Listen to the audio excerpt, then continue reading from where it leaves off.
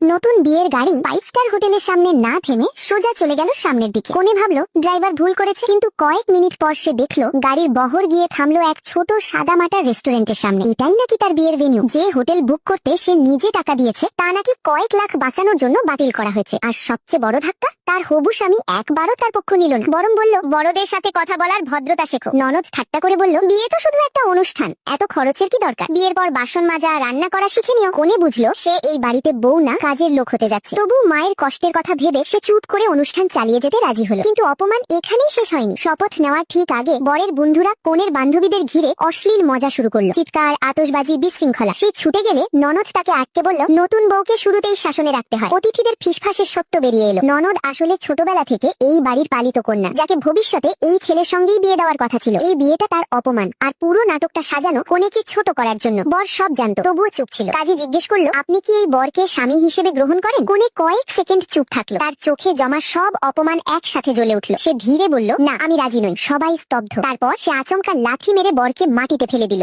আর সামনে থাকা টেবিল উল্টে দিল সবার সামনে। ঠিক তখনই দরজায় হাজির হলো তার বাবা আর বলল, আজ থেকে আমার পরিবারের সাথে তোমাদের কোনো সম্পর্ক নেই।